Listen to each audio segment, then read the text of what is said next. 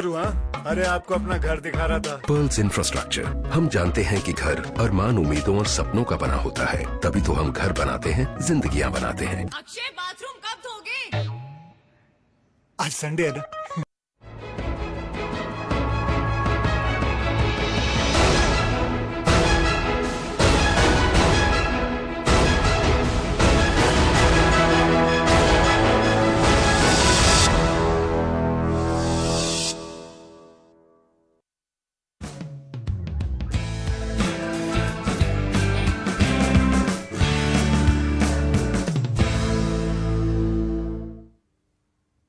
नमस्कार, मैं हूं वंदना चंदेल और आप देख रहे हैं न्यूज लाइन।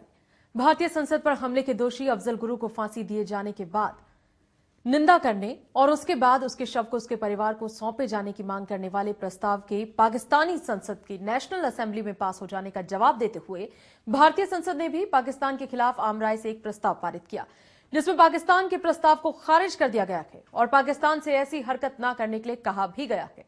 एक सुर और एक मत से दोनों सदनों में पाकिस्तान को ऐसी हरकत न करने के लिए चिता दिया गया है। लेकिन सवाल यह है कि क्या पाकिस्तान इसके बाद भी अपनी ऐसी बेजा हरकतों से बाज आएगा?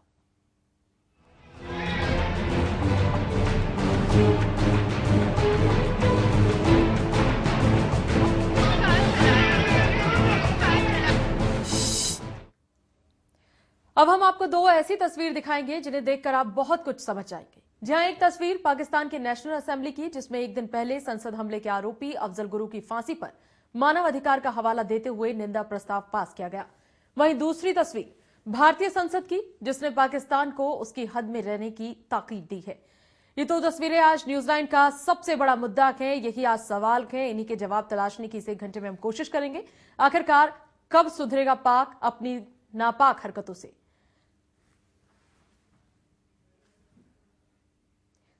पाकिस्तानी असेंबली के निंदा प्रस्ताव के विरोध में दोनों सदनों में हंगामा देखने को मिला। इस दौरान खासकर विपक्षी दलों का रुख काफी आक्रामक था।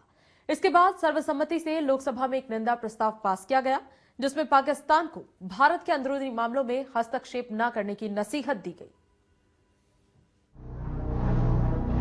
पाक की ओर से एक के बाद एक लगातार हो रही नापाक हरकतों ने उस वक्त सारी सीमाएं तोड़ दी जब पाकिस्तानी संसद में भारतीय संसद पर हमले के दोषी अफजल गुरु की फांसी के खिलाफ प्रस्ताव पारित किया गया। पाक के इस नापाक करतूत की खबर जैसे ही भारत पहुंची, राजनीतिक गलियारों में हड़कंप मच गया। मौसम के साथ साथ संसद का पारा भी चढ़ गया। मामले की गंभीरता को देखते हुए सरकार ने भी रुख कड़ा करने में ही भलाई समझी। विपक्ष के भारी हंगामे के बाद आखिरकार संसद में पाकिस्तान के खिलाफ सर्वसम्मति से निंदा प्रस्ताव पास किया गया। कल पाकिस्तान की पार्लियामेंट ने जो अफजल गुरु को इस देश में फांसी दी गई उसकी निंदा की है और एक प्रस्ताव पारित किया है। मैं मानता हूं कि यह पाकिस्तान के द्वारा भारत के आंतरिक मामलों में हस्तक्षेप करने की का ये दुस्साहस किया गया है। मैं इसकी निंदा करता हूं। भारतीय जनता पार्टी इसकी निंदा करती है। स्पीकर के जरिए दोनों सदनों में रखे गए इस निंदा प्रस्ताव में न सिर्फ पाकिस्तान के प्रस्ताव को खारिज किया गया, जिसमें अफजल गुरु की फांसी का विरोध किया गया है, बल्कि उसे इस बात की भी चेतावनी दी गई कि भारत के आंतरिक मामलों में दखल अंदाजी बर्दाश्त नहीं की जाएगी। इससे पहले बीजेपी ने दोनों सदनों में पाकिस्तान के प्रस्ताव की कड़ी आलोचना की और भारत सरकार की ओर से पाकिस्तान के लिए अपनाए जा रहे नरम रुख पर उसे आड़े हाथों लिया। साथ ही सरकार से पाकिस्तान से भारतीय उच्चायुक्त को वापस बुलाने की भी मांग की। भारतीय जनता पार्टी का मानना है कि पाकिस्तान एक रोग स्टेट है, एक फेल्ड स्टेट है और भारत की सरकार को ऐसे प्रस्तावों का जम के जवाब देना चाहिए। भारतीय जनता पार्टी ऐसे किसी भी कदम का पूरी तरह से समर्थन करेगी और जिस प्रकार से निरंतर पाकिस्तान भारत के भीतर आतंकी हमले फैला रहा है, पूरी दुनिया के लिए आतंक का स्रोत आज पाकिस्तान है और इस चीज को पूरी दुनिया के सामने बखूबी रख पाई है। पाक की नापाक हरकत का ये कोई पहला मामला नहीं।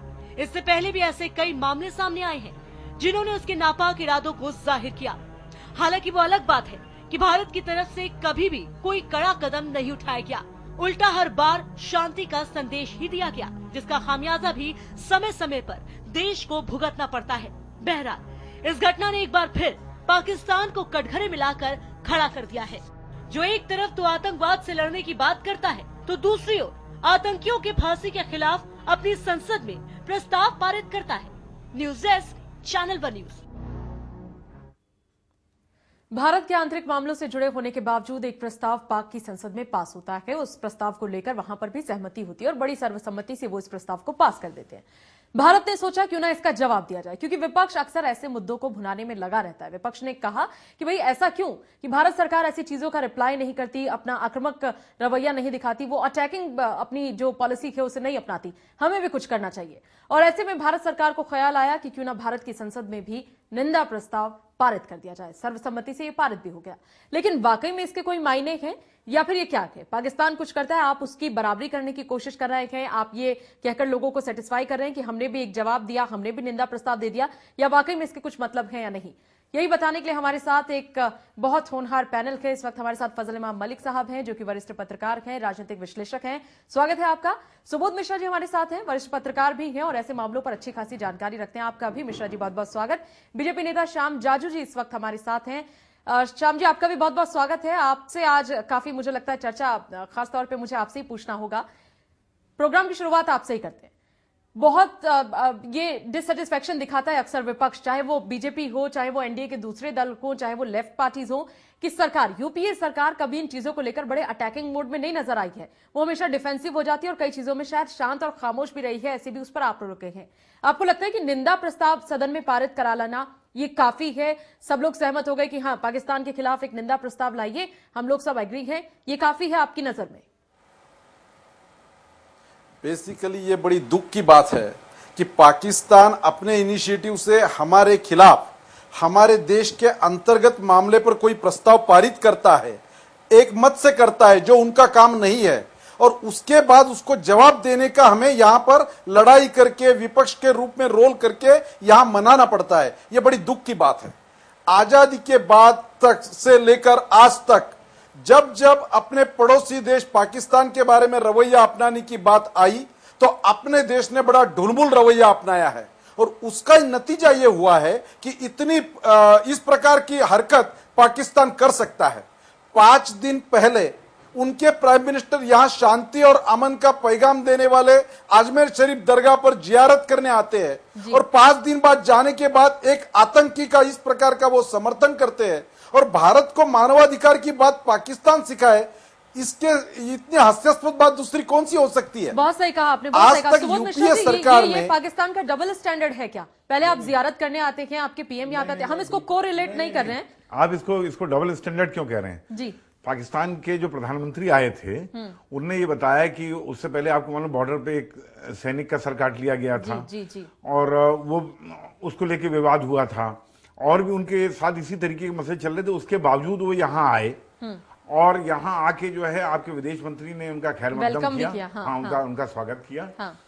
और उसके बाद वापस जाके उन्हीं प्रधानमंत्री की अगुवाई में उनने खुद ना रखा हो तो रूलिंग पार्टी सबने मिलकर आम सहमति से प्रस्ताव पारित किया, निंदा करते हुए। यहाँ एक बड़ी दिलचस्प चीज है कि ये अफजल गुरु पाकिस्तान का नागरिक नहीं था। अफजल गुरु चूंकि कश्मीर का था जी, कश्मीर का कोई से जुड़ा कोई भी मुद्दा होता है, पाकिस्तान जाहिर है, लाजमी भी है कि वो उसकी दृष्टि से अगर देखा जाए तो उसको हाईलाइट करना चाहेगा, उसको उठाना चाहेगा, उसके ऊपर जितना भी हो सकता है। तो वो प्रस्ताव कसाब जो उनके देश का नागरिक था, उसकी उनने कोई खैर खबर नहीं ली। उसके परिवार जो हैं, जो कि सबको मालूम था, वो फरीदकोट में रहता था, सब कुछ था, वो आतंकी मारा गया, कुछ नहीं हुआ। पर यहाँ पाकिस्तान का ही जो रवैया है उसके अपनाने के पीछे एक बड़ी स्पष्ट चीज है। सुबोध मिश्रा जी, यही तो डबल स्टैंडर्ड है कि आप कसाब आपका है तो आपको उसकी जरूरत नहीं है, अफजल गुरु हमारे यहाँ है तो आप उसको लेके हाइप कर रहे हैं। डबल स्टैंडर्ड मेरा यहाँ कहना है जी।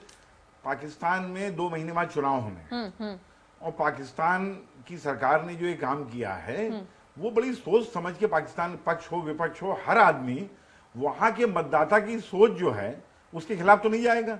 इससे पहले जो है अफजल गुरु को जब फांसी पर लटकाया गया तो इस्लामाबाद में जो है खासे प्रदर्शन हुए थे। उस समय ये कह दिया गया था कि साहब वो प्रदर्शन जो है पाक तालिबान ने किए और वहां के आतंकी संगठन या उग्रवादी संगठनों ने किया। ये काम जो है उनने प्रदर्शन करके किया और इनने संसद में प्रस्ताव पारित करके किया। कोई भी दल, वो पाकिस्तान पीपुल्स पार्टी हो, विपक्ष का मुस्लिम लीग नवाज हो या वो इमरान खान की पार्टी पीटीआई हो, कोई भी पार्टी इस समय कोई ऐसा कदम नहीं उठाएगी। और देखिए वहाँ की जनता हिंदुस्तान के बारे में क्या सोचती है क्या नहीं सोचती है, ये तो इलेक्शन वहाँ के पॉलिटिशियन जानते हैं।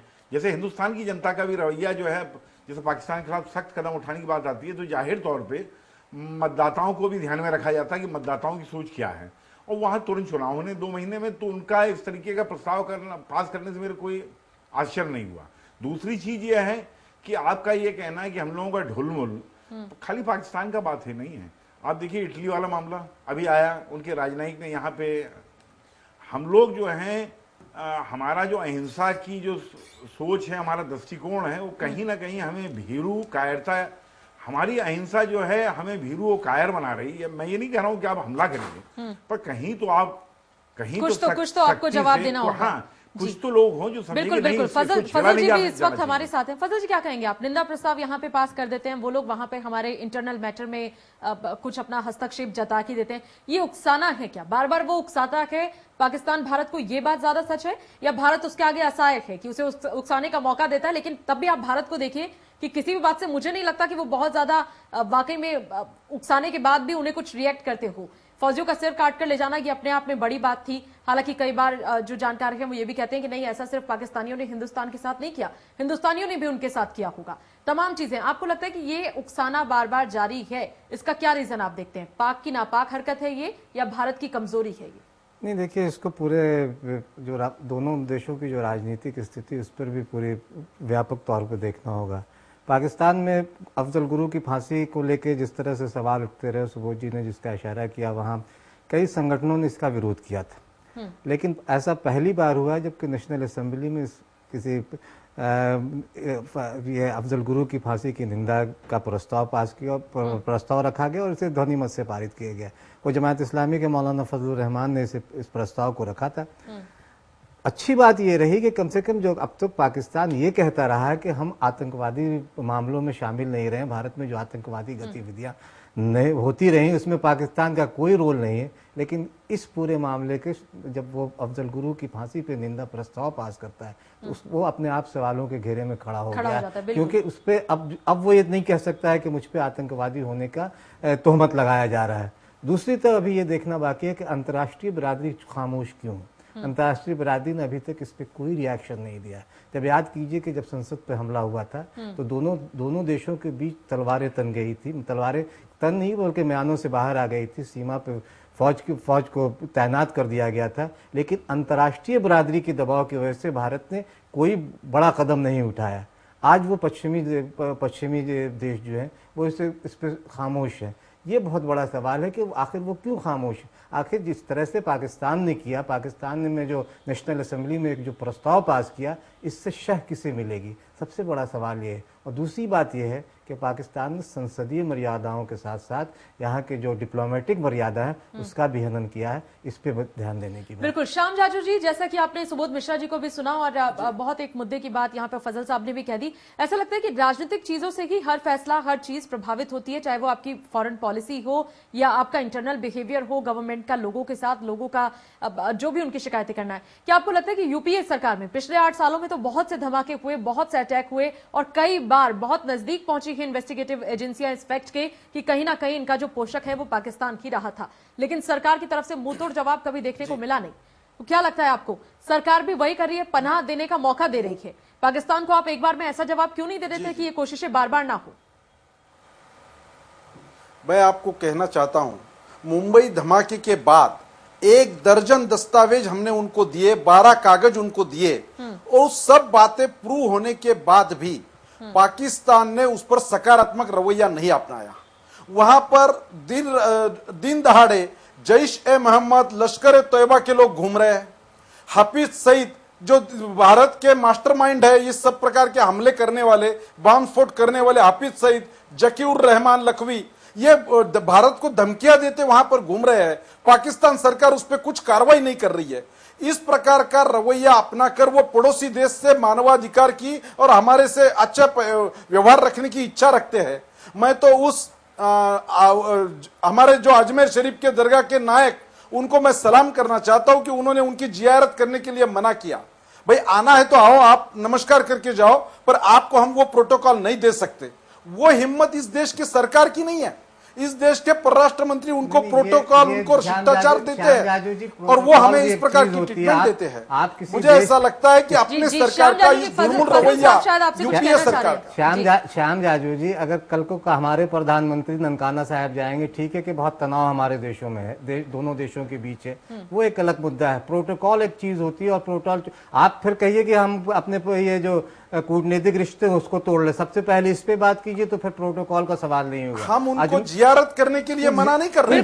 जियारत बहुत सही बात आपने कही कि प्रोटोकॉल भी कोई चीज है, वो भी मैंडेटरी है, कई चीजों को देखना होता है। आप जियारत। मेरा एक जाजू सवाल है जी जाजू, ये अभी आपने देखा होगा, जैसे मैंने बोला कि पाकिस्तान में चुनाव होने हैं जी। आप एक चीज देखिए कि यहाँ पे भी बहुत सी बातें बोली जाती है, पक्ष विपक्ष दोनों तरफ से बोली जाती है। उसमें मतदाता जो है बहुत अहम होता है, राजनीतिक हिसाब से बोली जाती है। आपको जान के हैरानी होगी कि जब ओसामा बिन लादेन को मारा गया था तो पाकिस्तान में इस तरीके का कोई भी ऑफिशियल जो है उसके खिलाफ प्रोटेस्ट किया, इवन अनौपचारिक रूप से भी नहीं हुआ। पर मैं यहाँ कहना चाहता हूँ, पर हमारे देश के सत्ता पक्ष के ही एक बड़े नेता ने कहा कि उनको दफनाने के लिए जो है ये उनको जो समुद्र में डाल दिया गया है, जो भी कुछ उनके साथ को नहीं है, ओसामा जी तक उन्होंने कह दिया था। तो नजर जाहिर तौर पे मतदाता था उस जिस हिसाब से जो भी कारण हो। सुबोध जी, मेरी एक बहुत छोटी सी कमर्शियल मजबूरी है, एक ब्रेक, बहुत जल्द वापसी। श्याम जाजू जी से जो आपका सवाल है उसका जवाब भी उनसे लेंगे, लेकिन फिलहाल बहुत जल्द वापसी करते हैं एक छोटे से ब्रेक के बाद।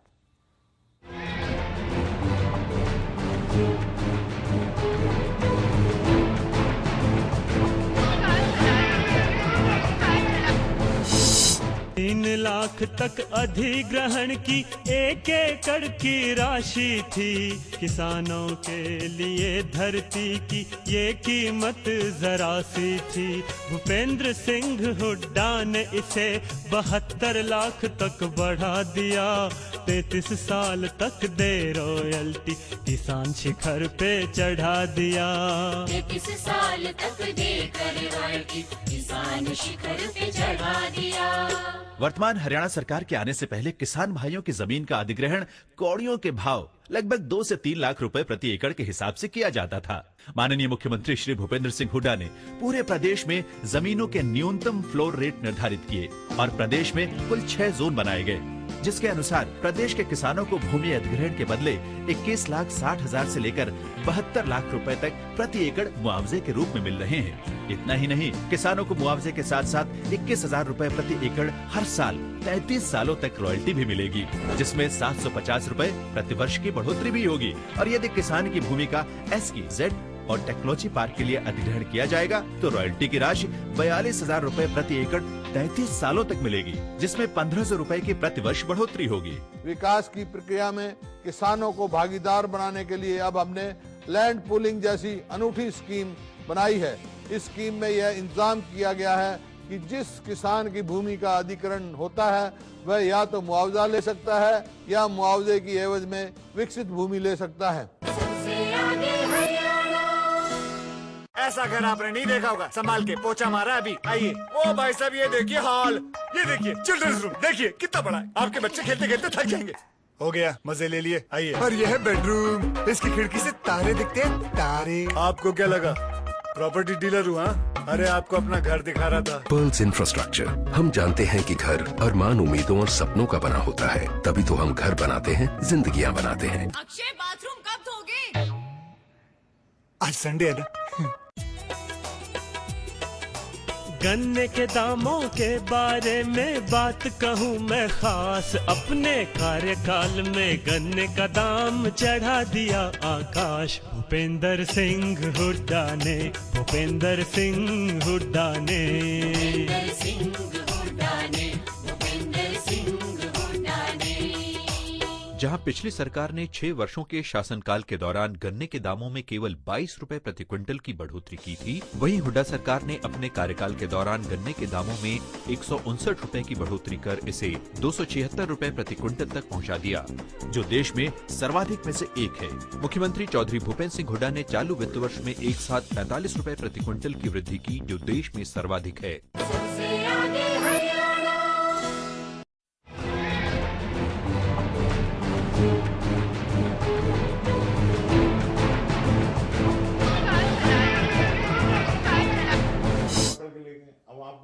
नापाक दखल है पाकिस्तान का हिंदुस्तान में और ये दखल एक बार नहीं बार बार दिखता है। किसी ने बहुत सही कहा था और बहुत अरसे पहले कहा था, जिसने कहा था मैं उसे बिल्कुल नहीं जानती, लेकिन जो कहा था उसे बहुत अच्छे से जानती हूँ।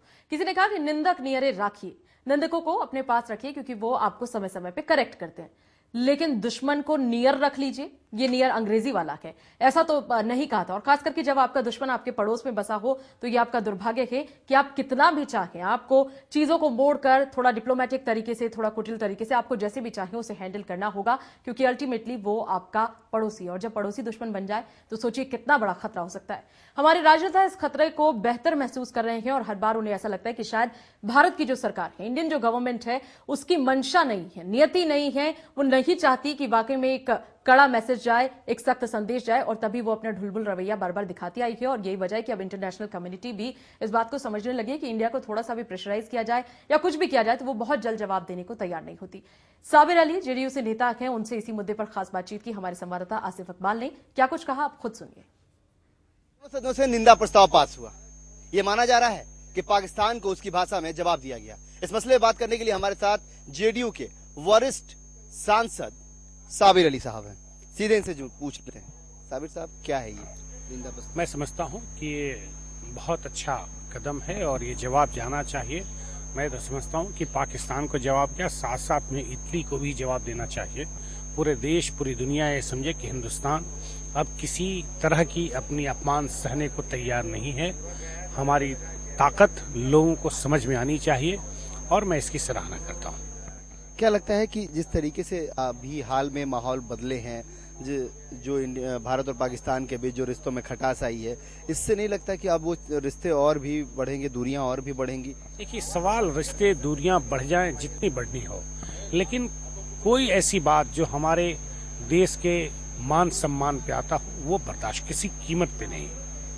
दूरियां बढ़े घटे वो चलती रहेगी, क्योंकि दूरियां बढ़ाने में भी उन्हीं का हाथ है और दूरियां घटाने के लिए भी पहल उनको करनी हुई। हिंदुस्तान को जितनी पहल करनी थी वो की बड़ी ईमानदारी से। केंद्र सरकार की इस कदम की आप सराहना कर रहे हैं? बिल्कुल, क्योंकि देखिए ऐसा है ना कि देश के मान सम्मान के साथ कोई समझौता नहीं, चाहे कोई भी हो, किसी कीमत पर। देश है, उसके बाद सब कुछ। बिल्कुल, लेकिन पहली बार आपके मुंह से कांग्रेस सरकार के लिए तारीफ। कांग्रेस सरकार की नहीं, हम तो देश की बात कर रहे हैं। ये सरकार का सवाल नहीं है, किसी मामले का सवाल है, ये देश का सवाल है। जहाँ देश की सवाल हो, कोई भी हो, अगर देश के लिए मान और सम्मान की बात जहाँ आएगी, जहाँ हमारी डिग्निटी की सवाल आएगी, देश के मामले में किसी कीमत पर किसी के साथ समझौता नहीं। किसी का भी समर्थन करना पड़े, किसी के साथ खड़ा होना पड़े, ये उनको मंजूर है, लेकिन देश के साथ और देश की भावनाओं के साथ कोई समझौता नहीं। कैमरामैन दीपक के साथ आसिफ इकबाल, चैनल 1 दिल्ली। जेडीयू नेता अगर किसी बात को लेकर कांग्रेस की तारीफ करें तो हर वक्त इशारा, ऐसा लगता है चीजें जो हैं वो एक दूसरे के इर्द गिर्द घूम रही हैं और कहीं और इशारा हो रहा है। खैर, मसला ये है कि साबिर अली साहब भी इस बात से संतुष्ट हैं और वो कहते हैं कि बहुत अच्छा है, कम से कम कांग्रेस सरकार ने कुछ तो किया। उन्होंने अपनी संसद में एक प्रस्ताव हमारे खिलाफ ला दिया तो एक हमने भी अपनी संसद में उनके खिलाफ ला दिया, लेकिन ये काफी है या नाकाफी है? क्या इसी से पाक की ये जो हरकतें हैं, ये जो करतूत हैं वो बंद हो जाएंगी या इससे बढ़कर भी कोई जवाब देने की जरूरत है? हमारा पैनल लगातार हमारे साथ बना हुआ है और बना रहेगा। एक और कमर्शियल ब्रेक और उसके बाद बहुत जल्द वापसी।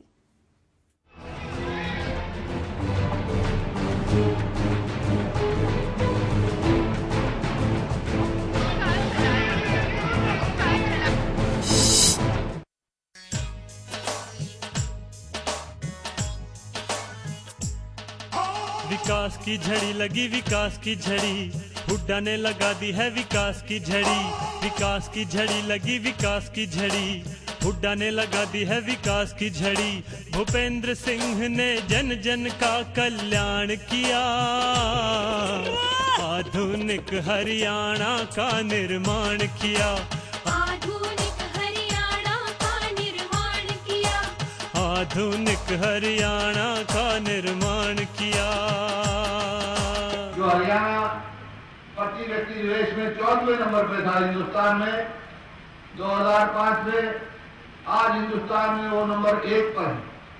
प्रति व्यक्ति आय में नंबर 1 पर है।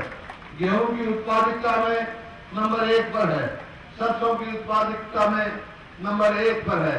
दूध उत्पादन में बहुत आगे बढ़ा, चाहे वो कृषि का क्षेत्र है, चाहे औद्योगिक क्षेत्र है, चाहे शिक्षा का मामला है, हर क्षेत्र में हरियाणा ने विकास किया। सुनो सुनो रे सुनो सुनो रे सुनो सुनो। हमने केबल टीवी का सेट टॉप बॉक्स लगवाया और दिल डिजिटल हो गया। फैंटास्टिक पिक्चर क्वालिटी, सैकड़ों चैनलों में से अपनी पसंद के चैनल चुने, रेट कार्ड के हिसाब से पेमेंट करें। सोचोगे तो सोचते ही रह जाओगे। 31 मार्च के बाद 15 राज्यों के 38 शहरों में बिना सेटअप बॉक्स के कोई भी केबल टीवी नहीं देख पाएगा। लाखों परिवारों ने सेट टॉप बॉक्स लगवाया, अब आपका नंबर आया। सेट टॉप बॉक्स लगवाएं, डिजिटल हो जाएं। ऐसा घर आपने नहीं देखा होगा, संभाल के पोछा मारा अभी। आइए। ओ भाई साहब ये देखिए हॉल, ये देखिए चिल्ड्रंस रूम, देखिए कितना बड़ा है। आपके बच्चे खेलते खेलते थक जाएंगे। हो गया, मजे ले लिए। आइए। और यह है बेडरूम, इसकी खिड़की से तारे दिखते हैं, तारे। आपको क्या लगा प्रॉपर्टी डीलर हुआ? अरे आपको अपना घर दिखा रहा था। पर्ल्स इंफ्रास्ट्रक्चर, हम जानते हैं कि घर अरमान, उम्मीदों और सपनों का बना होता है, तभी तो हम घर बनाते हैं, जिंदगियां बनाते हैं। अक्षय बाथरूम कब धोगे? आज संडे है ना। पेश है जादू। पापा जादूगर से बोलिए ना कि केबल के सिग्नल्स को ठीक कर दे। आ गया और देता हूँ एक आवश्यक सूचना तुम्हें और तुम्हारे केबल ऑपरेटर को। जी हाँ, सरकार ने डिजिटाइजेशन प्रक्रिया शुरू कर दी है और 31 मार्च 2013 से इन 15 राज्यों के 38 शहरों में ये प्रक्रिया लागू हो रही है। इसलिए सेट टॉप बॉक्स लगाना हो गया है अनिवार्य। सेट टॉप बॉक्स से मिलेंगे डिजिटल सिग्नल्स, जिससे सभी चैनल्स की क्वालिटी होगी बेहतरीन। इसलिए आज ही अपने केबल ऑपरेटर को बुलाओ और सेट टॉप बॉक्स लगवाओ। डिजिटाइजेशन अपनाओ, ढेरों फायदे पाओ।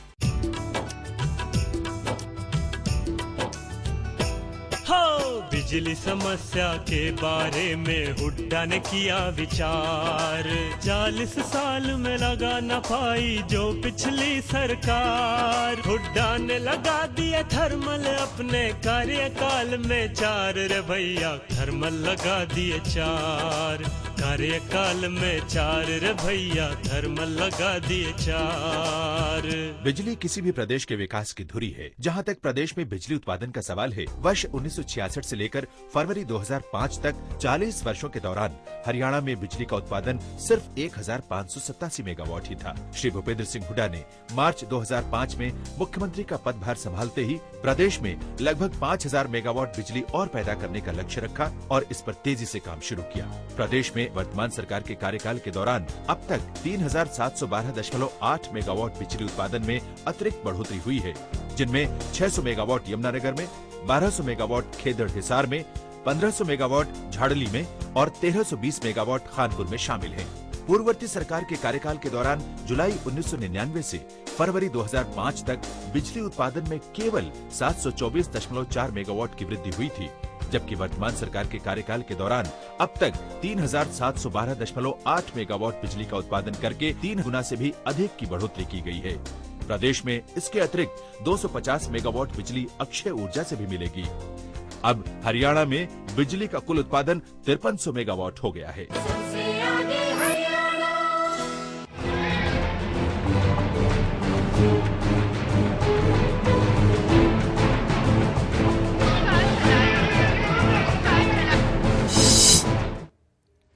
पाक का दखल हम बर्दाश्त नहीं करेंगे, ये सिर्फ कहने से हो जाएगा या वाकई कुछ करके दिखाना होगा। इसके लिए जरूरत होगी कुछ करने की। ये कुछ कौन कर सकता है, किसके हाथ में है, किसके पास है पावर?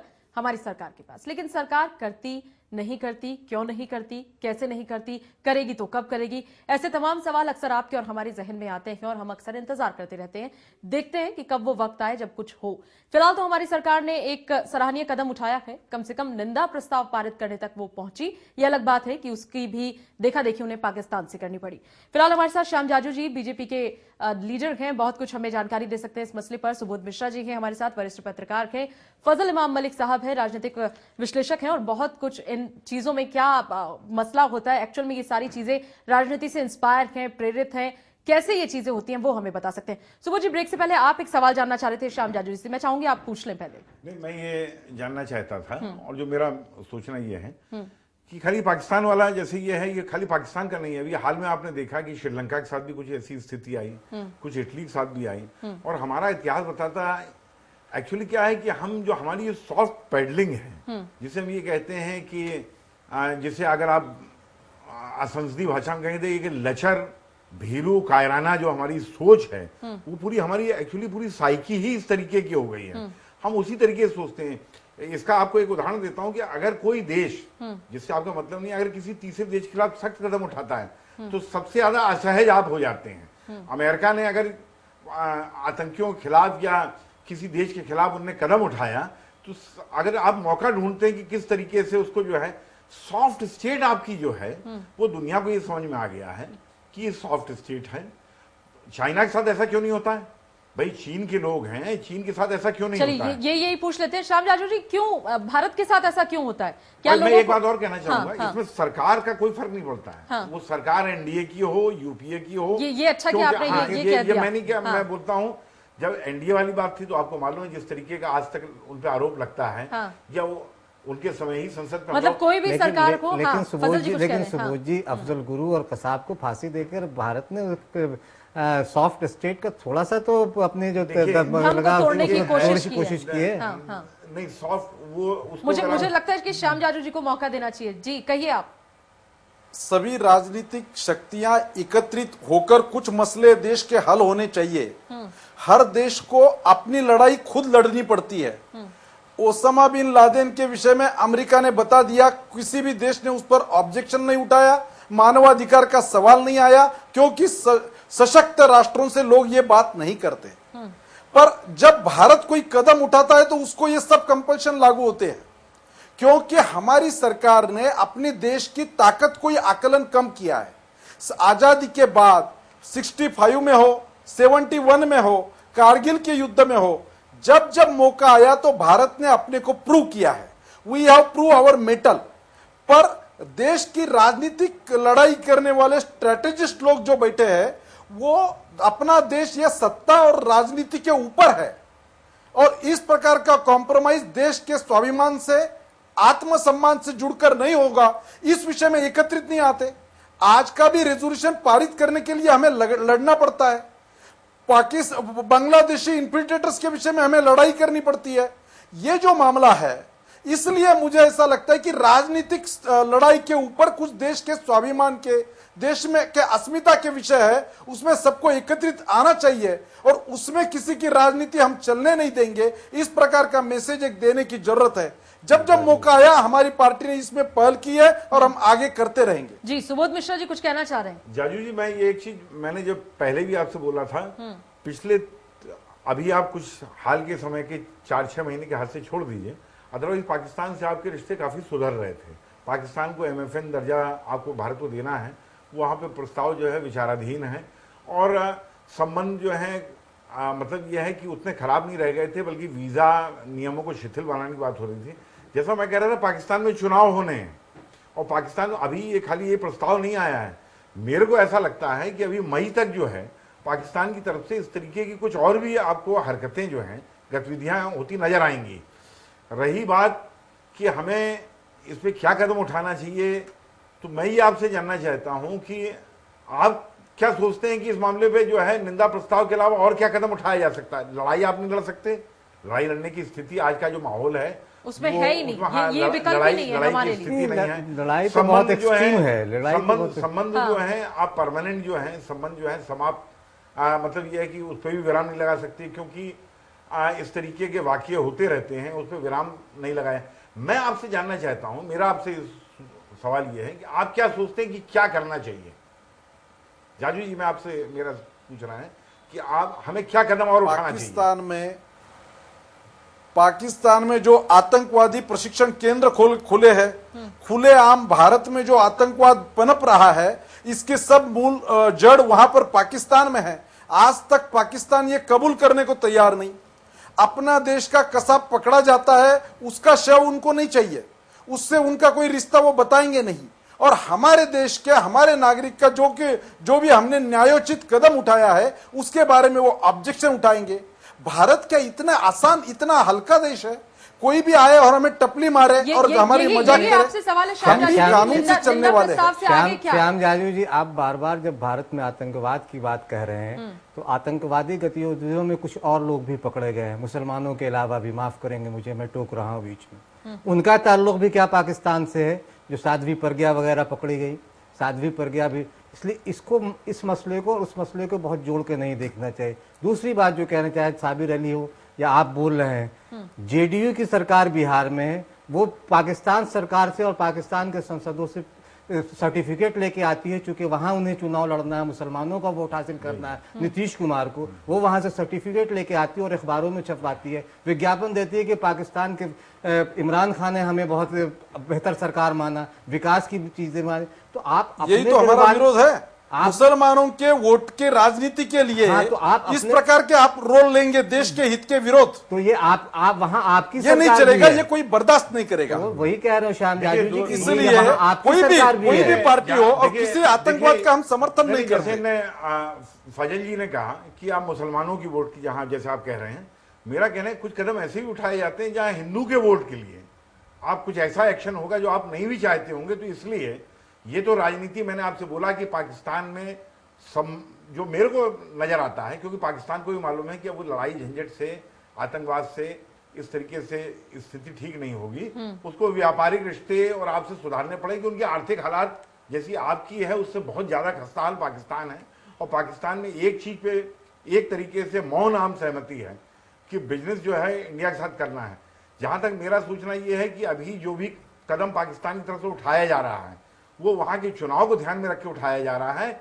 उसके बाद आप 2-3 महीने बाद देखिए, जो भी सरकार आएगी, फिर वो दोस्ती के लिए हाथ बढ़ाएगी, वो पीपीपी की सरकार हो, वो इमरान की सरकार हो। आपने जिन मुद्दों को उठाया व्यापार के साथ साथ, वहाँ खेल के रिश्ते खराब हो रहे, हॉकी की सीरीज होने वाली थी पाकिस्तान वो रद्द कर दी गई है। फिर फिल्म हो या कलाकार हो या कल्चर हो, वो रिश्ते भी जो मधुर हो रहे थे उस पर भी असर पड़ेगा। इसलिए कि अभी इलेक्शन, देखिए इलेक्शन में सब कुछ होगा। तो अब मेरा मानना ये है, जाहिर है कि वो उनको भी अपने मतदाता को देखना। मुझे लगता है कि हमारे व्यूवर्स कंफ्यूज हो, मुझे थोड़ा सा यहाँ पर क्लियर करना चाहिए। सुबोध मिश्रा जी जो कहने की कोशिश कर रहे हैं, वो मसला दरअसल ये है कि पाकिस्तान की सरकार अगर इस तरीके के मसौदों को, इस तरीके के प्रस्ताव को अपनी संसद में, अपनी असेंबली में पास कराती है, तो उसके पीछे एक मोटिव है। मोटिव ये है कि वहां भी इलेक्शन नजदीक है, लोगों को उन्हें कन्विंस करना है, लोगों की भावनाओं को समझना है, वो किस प्रभाव में जा रही है, क्या चाहते हैं। जैसे यहां पर अक्सर कहा जाता है कि जब भी आप एंटी पाकिस्तान कुछ बातें करेंगे या पाकिस्तान का कहीं पर दोष निकालेंगे तो लोग थोड़े से ज्यादा सरकार क्योंकि कई मामलों में घिरी हुई है वंदना जी, भ्रष्टाचार के मामले में उसके सुप्रीम कोर्ट का उनके खिलाफ में ये आ चुका है, कहीं ना कहीं वो अपने लिए उस मामले को डाइवर्ट करके अपने मतदाताओं को लुभाने की बात डाइवर्ट करके कि देखिए हमने भारत में ऐसा हुआ और हमने तुरंत उस पर ये टिप्पणी कर दी, क्योंकि वो जो था वो शख्स जैसे आपने देखा था अफजल गुरु को और इनको जो फांसी दी गई थी, उसमें भी ये माना गया था कि जो सरकार ने जो कदम उठाया है वो सख्ती दिखाना और सख्त संदेश देने के बजाय जो है उसमें भी कहीं ना कहीं मतदाता जो है, तो राजनीति जिस तरह की राजनीति से प्रेरित है ये तमाम चीजें, चाहे वो हिंदुस्तान में हो या वो पाकिस्तान में हो, ये फिलहाल कहने की कोशिश की जा रही है। और बहुत सही एक बात ब्रेक के दौरान मुझे लगता है फजल जी आपने भी कही थी कि पाकिस्तान ने एक बार फिर ये खुद कह दिया है कि हाँ मैं आतंकवाद के साथ हूं। जब वो अफजल गुरु की बात करता है और उनकी संसद में इस तरीके के प्रस्ताव पास होते हैं तो इसका सीधा सा मतलब यही होता है आपको आखिर इतनी चिंता क्यों होने लगी। कसाब के मामले में आपने कहा नहीं हमारा कोई रिश्ता नहीं था, हमारा कोई संबंध नहीं है, हमें उसका शव नहीं चाहिए, मामले से हमारा कोई लेना देना नहीं। अफजल गुरु जो कि हमारे देश का नागरिक है, हमारे देश में उसने साजिश रची, हमारे लोगों के खिलाफ साजिश रची, हमने उसे सजा दी, आपका इससे कोई लेना देना होना ही नहीं चाहिए था, लेकिन उसके बाद भी है। तो दोनों ही मुल्कों में कई जो चीजें हैं वो ऐसा लग रहा है कि पॉलिटिकली इंस्पायर होती है, उनसे प्रभावित होती हैं। श्याम जाजू जी, लेकिन सवाल अभी जसका तस वही बरकरार है। मैं आपसे ये कह रही हूं जो सुबोध मिश्रा आपसे पूछ रहे थे कि निंदा प्रस्ताव से ज्यादा और लड़ाई से कम क्या करना चाहिए भारत सरकार को? निश्चित रूप से सरकार को स्पष्ट करना चाहिए कि पाकिस्तान के साथ हमारा रवैया कैसे रहेगा। हम सख्ती से बरतना चाहते या नरमी से बरतना चाहते हैं, और लॉन्ग टर्म की पॉलिसी कर पाकिस्तान अपने निजी एजेंडे के लिए, अपने वेस्टेड इंटरेस्ट के लिए, अपने चुनाव जीतने के लिए अपने हमें यूज करेगा, और हम यूज आने वाले उनके लिए सब्जेक्ट हो जाएंगे। जैसे गरीब की बहू गांव की भाभी बनती है, ऐसा भारत क्या इतना दुबला देश है क्या? हम अपना यूज नहीं होने देंगे। नहीं, हम अपने सख्ती से स्पष्ट खड़े रहेंगे। आप मेरे सवाल को दूसरे शब्दों में दोहरा रहे हैं। मैं आपसे इस पर जवाब चाहती हूँ, मैं आपसे जवाब चाहती हूँ कि क्या किया जाए, क्या तरीका करना सरकार निश्चित रूप से अपने कूटनीतिक संबंध उनसे तोड़ देने चाहिए। उनको भी लगना चाहिए कि भारत की भी कोई अस्मिता का सवाल है, हमारी भी कोई राष्ट्रीय इच्छा शक्ति है। राष्ट्रीय इच्छा शक्ति से हमारा राष्ट्रीय एजेंडा बनेगा और भारत से किसी भी प्रकार से वो सामने आने से हम उनको बर्दाश्त नहीं कर सकते। ये मैसेज जाने के लिए कई दिन तक व्यापार, व्यवहार, खेल, ये सब माइनर बातें हैं। ये क्या होती है? एक दिन के रेजोल्यूशन ये सब बातें आ जाती है। मेरा यहाँ मानना ये है कि शायद पाकिस्तान चाहता भी ये है, मैंने आपसे फिर बोला चुनाव है, वो चाहता भी है कि आप उसको 4 गालियां और दें, उससे कूटनीतिक संबंध खत्म करें और खत्म कर दें। वही उनका इलेक्शन में, वहां पे भी आपको मालूम है कराची में जो है कोई दिन नहीं होता जिससे टारगेट शूटिंग जो है, वहां पे मुहाजिर जो भारत से गए हुए जो मुस्लिम हैं और वहां के जो फ्रंटियर के जो हैं पख्तून और इन लोगों के बीच में डेली वॉर चल रही है। वहां आपको जान के हैरानी होगी कि वहां के जो मुहाजिर लोग हैं उनको कहा जाता है कि हिंदुस्तान से यहाँ आगे हमारे सर पे सवार हो गए। तो अब वो सब मुद्दे दबाने के लिए एंटी भारत जो है वो एक मुद्दा उठाया जाएगा और ये और भी सख्त बयान आ सकता है। और वो कहते हैं अगर संबंध तोड़ना है 2-4 महीने के लिए तोड़ दीजिए, उसके बाद वापस आपको उनको ये तमाम चीजें पाकिस्तान या हिंदुस्तान के आवाम के लिए फायदेमंद है या नहीं, नफे और नुकसान की बात है या नहीं, इसके पीछे क्या कारण है, क्या नतीजे हो सकते हैं, इन सबको लेकर चर्चा करेंगे। लेकिन फिलहाल आपको सुनवाते हैं एलजेपी प्रमुख रामविलास पासवान जी इस मसले पर क्या सोचते हैं, क्या कहते हैं, सुनिए उनसे बातचीत के कुछ खास अंश। जेपी सुप्रीमो रामविलास पासवान जी हैं।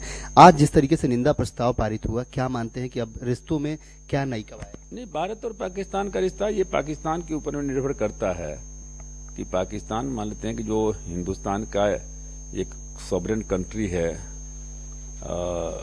और पाकिस्तान भी सॉवरेन कंट्री है। पाकिस्तान में क्या होता है तो हम उसके संबंध में पार्लियामेंट में कोई प्रस्ताव नहीं कर सकते हैं। उसी तरीके से भारत में क्या होता है, अब पार्लियामेंट के ऊपर में जो है ब्लास्ट हुआ, लोग मारे गए, हमारे सिक्योरिटी के लोग मारे गए।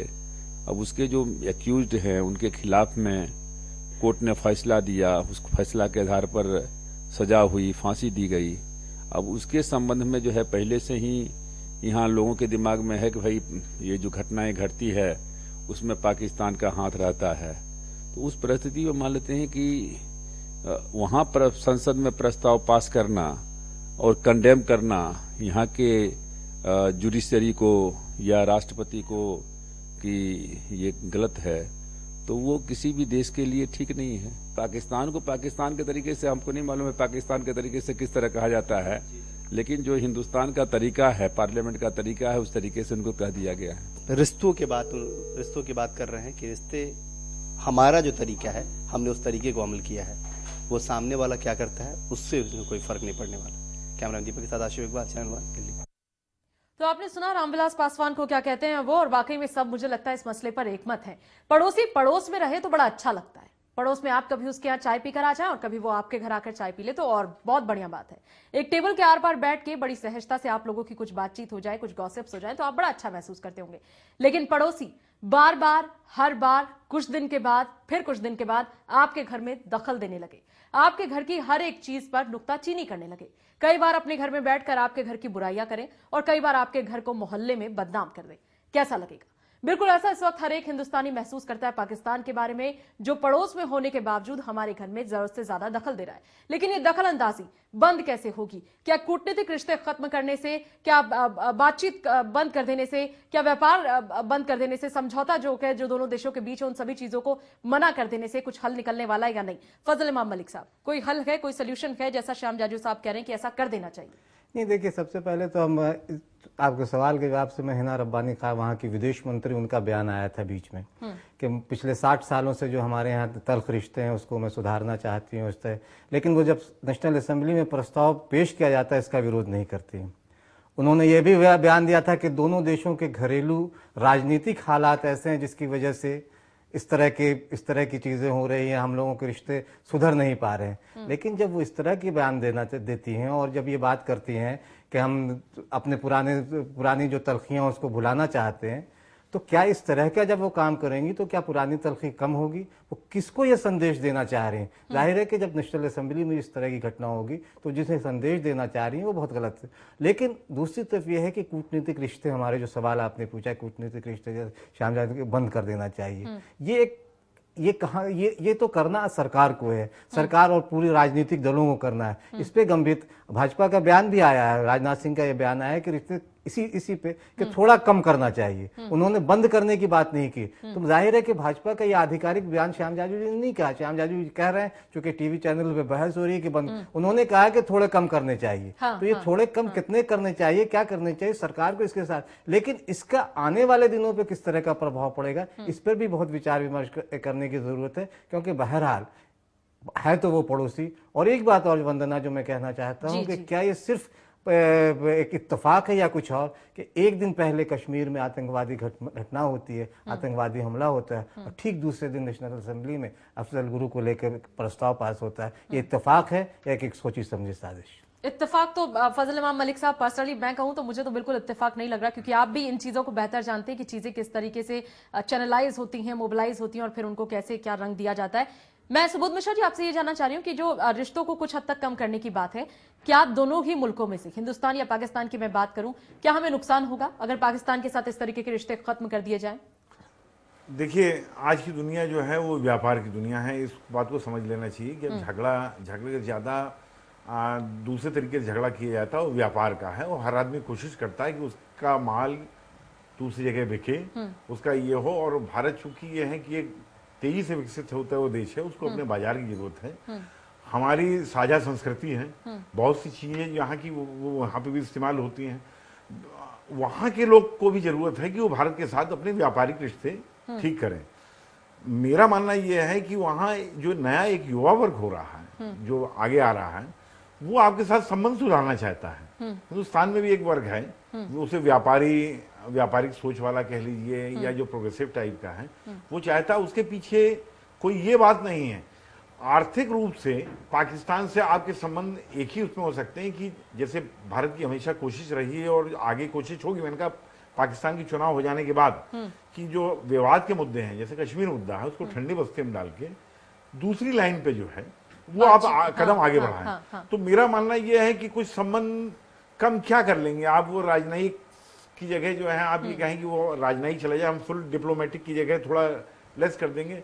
ये कई बार हो चुका है, इस तरीके से होता रहा है। इसका मेरे को ऐसा महसूस नहीं होता कि इसका कोई होगा, और ये मेरा मानना है। लेकिन अब आप लोगों की बात सुन के मुझे ऐसा लग रहा है, क्या हम मजबूर हैं, क्या हम रिश्तों को खत्म भी नहीं कर सकते? देखिए, आप एक बड़े भाई, देखिए सबसे बड़ी चीज है, जैसे पाकिस्तान को छोड़ दीजिए, श्रीलंका का मामला है। श्रीलंका जो है, जैसे देखा डीएमके वगैरह ने विरोध किया पार्लियामेंट में, वो भी इशू उठा था कि आपके मछुआरों को जो है पकड़ लिया। ये सब तो पड़ोसी हैं, आपको जो है उनके साथ कई बार संवेदनशील भी होना पड़ता है, आप जानते हुए भी।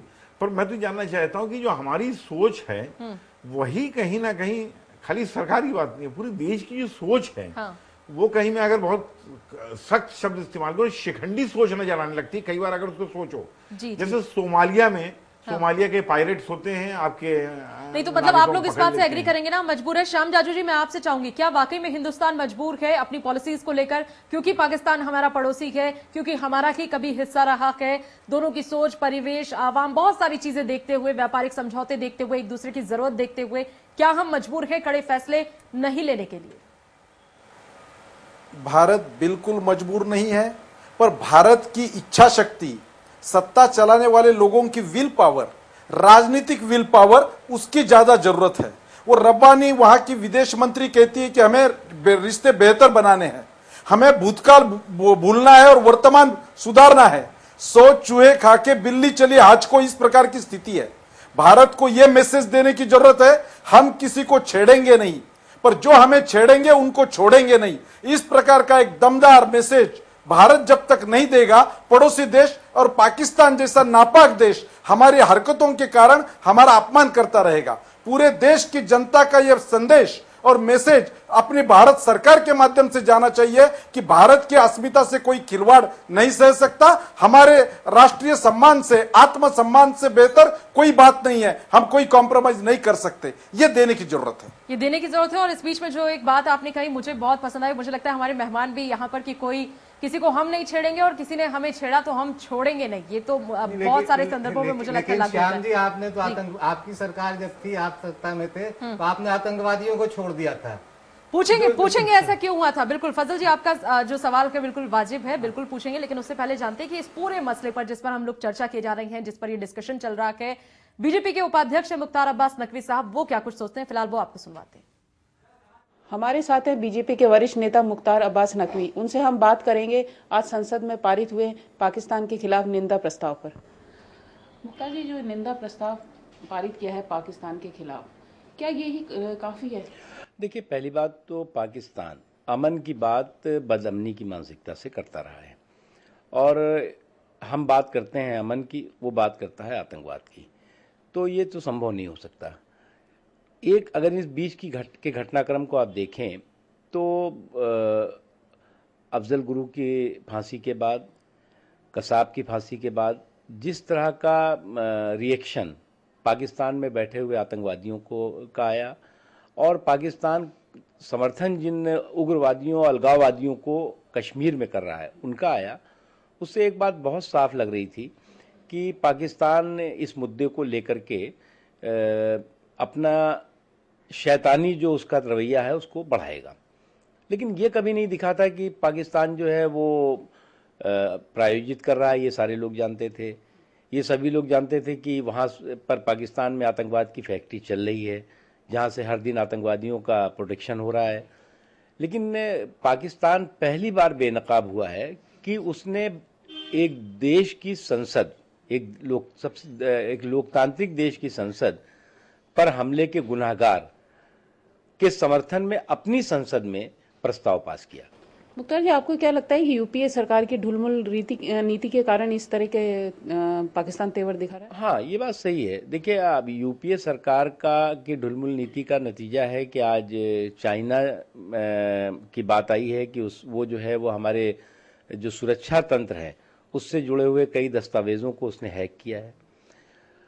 यहाँ सरकार की ढुलमुल और कमजोर नीति का नतीजा है कि श्रीलंका से हमारे संबंध बिगड़े हुए हैं, और उससे भी महत्वपूर्ण है जो पड़ोस का पाकिस्तान है। हम हर दिन जो है वो दोस्ती की बात करते हैं, हम जिस दिन अमन की बात करते हैं, लेकिन वहाँ से आतंकवाद की बात चल रही है। आज हाफिज सईद अपनी गतिविधियों को वहाँ से चला रहा है, लश्कर तोयबा, जैश मोहम्मद जैसे ऑर्गेनाइजेशन वहाँ चल रहे हैं, जमातुल दावा वहाँ पर चल रहा है, जो कि आतंकवाद की जो विश्व की आतंकवाद की लिस्ट है आतंकवादियों को, उसमें वो सबसे ऊपर हैं। नकवी जी, आपको मैंने पहला ही जैसे सवाल है कि ये नाकाफी नहीं है निंदा प्रस्ताव केवल पाकिस्तान के खिलाफ? नहीं, ये बिल्कुल, ये भी एक कूटनीतिक दबाव है, लेकिन उससे भी महत्वपूर्ण है कि अब उन्हें मुंह तोड़ जवाब देना चाहिए। क्योंकि आप जो है वो, हम अमन की बात करते रहे, वो आतंकवाद की बारात लेके घूमते रहे, तो इस आतंकवाद की बारात का बैंड बाजा बजाने का समय आ गया है। आपको क्या लगता है यूपीए की जो सरकार है उसको अपनी विदेश नीति में बदलाव करना चाहिए, और कितनी जरूरत महसूस हो रही है आज की तारीख में? देखिए, विदेश नीति में बदलाव के साथ साथ हमें आंतरिक सुरक्षा और राष्ट्रीय सुरक्षा की नीति पर भी बदलाव की जरूरत है। हमारी जो आंतरिक सुरक्षा और राष्ट्रीय सुरक्षा की नीति है वो टेररिस्ट और सेपरेटिस्ट फ्रेंडली नीति बन गई है। अब ये कैसे हो सकता है कि हमारे जो जवान हैं वो वहाँ पर लाठियाँ लेके खड़े हों, और उधर से AK-47 और अत्याधुनिक हथियारों से लैस होकर के आतंकवादी आए?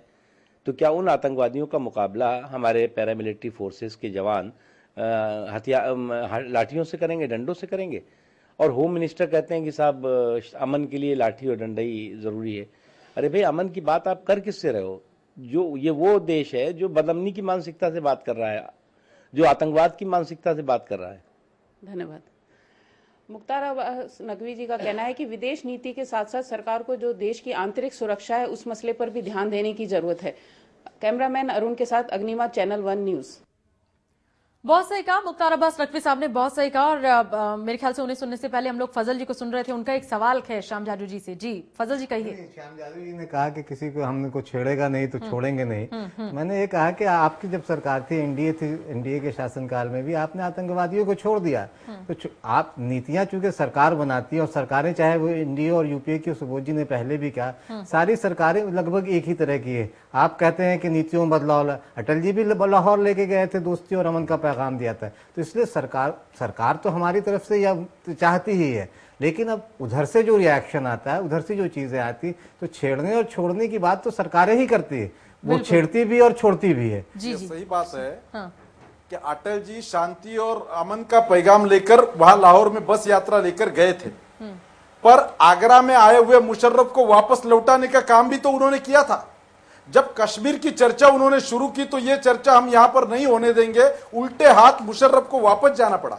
और 5 जून 2004 को मुशर्रफ को बोलना पड़ा, जो अटल जी ने उनसे बुलवाया, कि पाकिस्तान की धरती पर हम आतंकवाद चलने नहीं देंगे। ये भी अचीवमेंट आप ध्यान नहीं देंगे।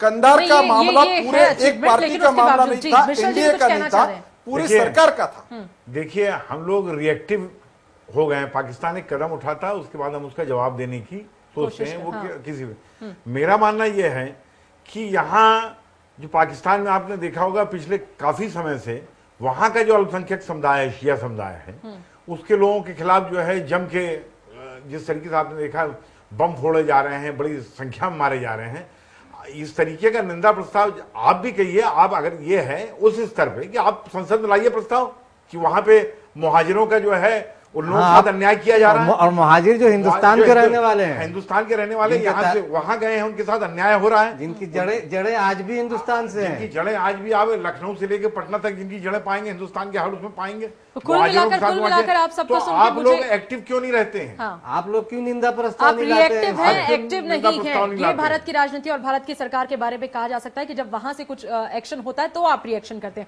आप पहले एक्शन क्यों नहीं करते हैं? हम लड़ाई की बात नहीं कर रहे, हम खून खराबे की बात नहीं कर रहे, हम कर ही नहीं सकते क्योंकि अंतर्राष्ट्रीय हालात और इस तरीके से एक्टिव प्रस्ताव लाके हाँ बिल्कुल, कोई मैसेज तो दे ही सकते हैं हम लोग। फिलहाल वक्त बहुत हो चला है और कार्यक्रम का ये अंतिम पड़ाव है, बहुत ज्यादा वक्त हमारे पास नहीं है, लेकिन कुल मिलाकर इस चर्चा का लब्बो लुबाब या जो कंक्लूजन कहें, निष्कर्ष कहें, वो यही है कि वाकई में जरूरत है कि अब बड़ा भाई छोटे भाई को आंख भी दिखाए और समझाने से अगर वो नहीं मानता तो कोई और रास्ता भी अपनाए। वो रास्ता क्या होगा ये यहाँ की सरकार को सोचना है, वो तरीका क्या होगा ये यहाँ की सरकार को सोचना है, उसे कब अमल में लाया जाएगा ये भी यहाँ की सरकार सोचेगी, लेकिन सोचना बहुत जल्द होगा। आप सभी मेहमानों का बहुत बहुत शुक्रिया, इस दौरान हमारे साथ चर्चा में शामिल होने के लिए, अपनी राय रखने के लिए बहुत बहुत शुक्रिया। इसी के साथ न्यूज लाइन में फिलहाल इतना ही। आप देखते रहिए चैनल 1 न्यूज।